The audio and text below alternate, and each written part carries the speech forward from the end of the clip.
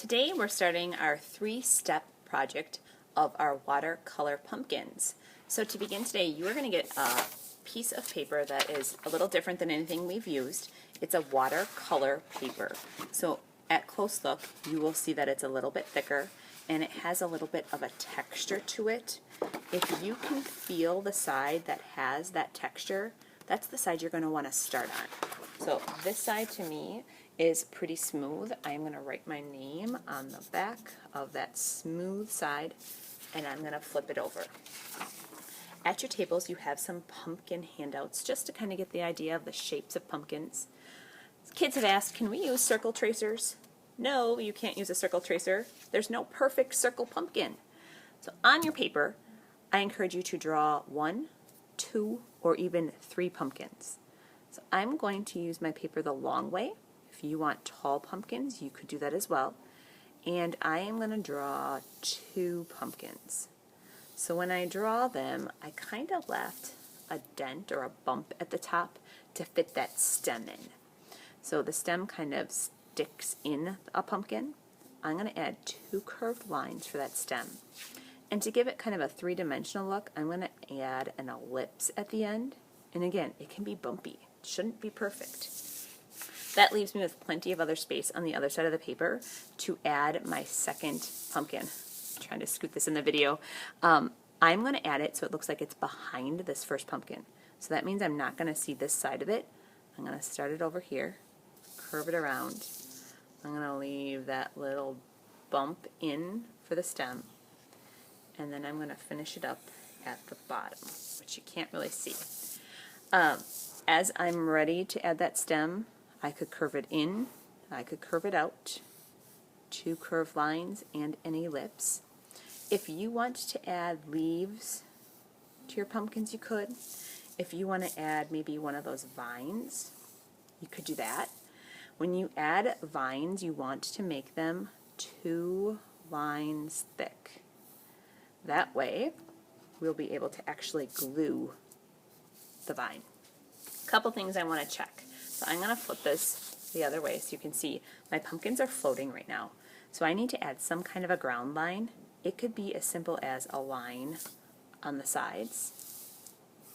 So it looks like they're maybe in the dirt field. You could add some grass. If you're going to add grass, make it pretty simple. You don't want a ton of jagged edges or you're going to have to glue all those. So I just erased the bottom of that pumpkin so it looks like the grass is in front of it. Last thing I'm going to add with my pencil are some of those bumpy texture lines. So on a pumpkin, the lines curve kind of like a basketball, where they're fairly straight in the middle and then they curve on the edges. I wouldn't go crazy with these pumpkin lines. Like 4, 3, I suppose you could even have as many as 5. If you add more than that, it's going to look like your pumpkin is not real when you get 100 lines in here and then you have to glue them. So once you have your pencil lines drawn, you are ready to glue. So I have paper towels at your table. I would grab one of those paper towels to do a little practicing with your glue bottle. You want a nice line, you don't want to get those blobs, and you don't want it super skinny. We want to create a nice line that will dry and kind of trap our watercolors in. So this is not super thin. It's got a nice thick line to it that'll dry nice. So you're going to continue to outline your entire drawing with glue. These will not go in our drying rack today. In our drying rack, things curl over the edges and drip. So Mrs. Cleary will have cleared off some spaces on the counters around the room for you to carry these carefully with 2 hands to dry. The glue lines on your pumpkins have dried and we are ready to add some watercolor paint. So that glue is really going to act like a trap so that your watercolors don't spread everywhere. So in the past, I've seen some strange things on these pumpkins, so I want to talk about making it look real. Pumpkins definitely have some orange color in them, right? We talked about that already. But they're not perfectly orange, so I would encourage you today to mix. If you want a lighter orange, try adding some yellow right on it when it is wet. So I'm kind of painting just this one area of this pumpkin first, and sometimes pumpkins even have a little bit of reddish color in them that will help make it darker. So red and orange will give you a nice reddish orange. So even in there, that color's not mixed perfect, but I kind of like it. I'm seeing some dark areas, some light areas, some yellow. I am ready to move on to the next section. So I'm not thinking about this in stripes. I'm thinking about this looking real. I've seen kids do like a brown stripe, a red stripe, a yellow stripe. Make it look real. Have fun mixing. So I would say yellow, red, orange are definitely going to be the 3 popular colors you're going to want to use on that pumpkin. But I have seen kids add a little brown in them. They might be dirty. They might be a little bit rotted looking. So I'm doing just the pumpkin area. I'm ready to move on to the stem or the leaves. I think the stem brown is going to be probably your first color of choice, but I would even think maybe even a little bit of green in there. I would be careful if you added black. It might work. It might get dark really fast. Up to you. The leaves, probably green, maybe a little bit of yellow. Kids think I'm strange sometimes and I do say blue. Maybe too blue, right? Use that paper towel.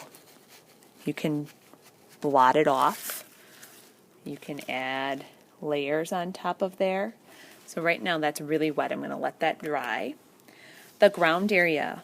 Some of you did make grass. Some of you have more dirt. I still encourage you to do some mixing though. I'm going to try a little bit of black in there. It's looking good. I like that. I do have some grass right in there. Remember, the more water you have, like right here, the lighter the color is going to be.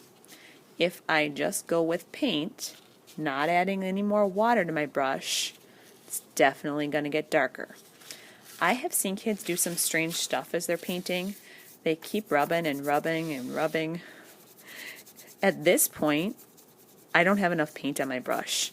And if I keep rubbing my paper, it'll get all nubby looking, which means the paper is slowly tearing. So be careful of that. Make sure that your brush has a lot of water and has a lot of paint. The sky. You can have it daytime. Super dark, right? Whew. I'm going to add water right on top of that. Blend it in. Try to get some different values in the sky. I've seen kids do a gray sky mixed with some purple. I've seen purple and blue mixed. You can definitely think about a sunset, but you might get bored painting all of those orangish, yellow, red colors. So I think maybe like a blue sky or a gray sky is going to be the most successful for this project. And I'm trying to make that paint go right up to that glue line.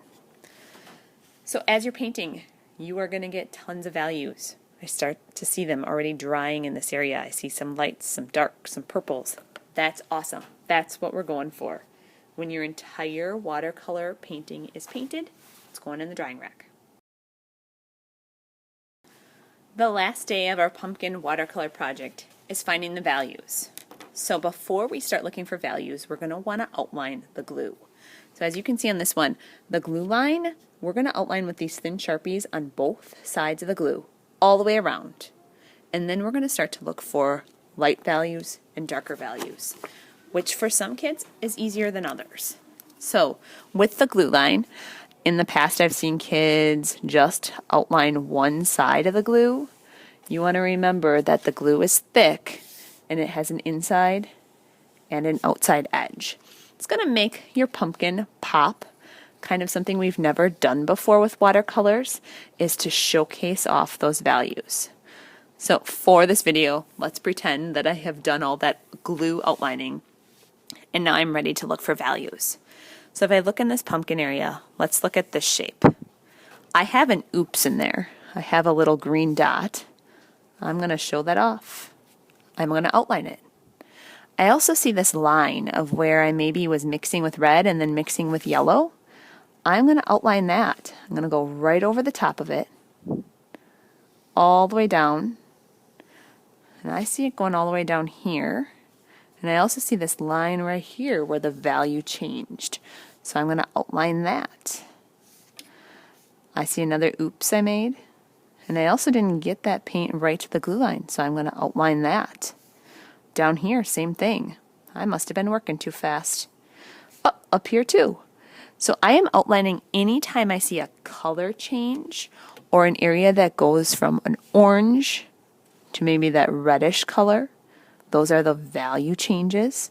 In here, I could get really detailed. I mean, I see some white spots.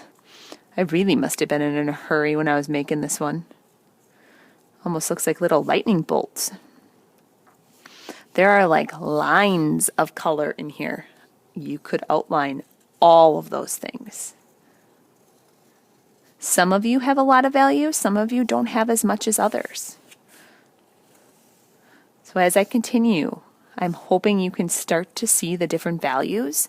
They're happening in the sky. So if I jump up here, I can see like a big blob where maybe I just didn't blend my colors. That's okay. Same thing over here. Very funny looking shapes. Those shapes that are funny looking and don't necessarily have a name, what do we call those? A couple different names for them. They're on the posters over by the library. You could call them organic or natural or freeform. So as I continue, you can start to see values. The person that created this one maybe did not find as many as they could have, but it is starting to pop. As I look down in the grass, they really could have outlined much more. When you're finished, these are going to go in the spot Mrs. Cleary is pointing to right now.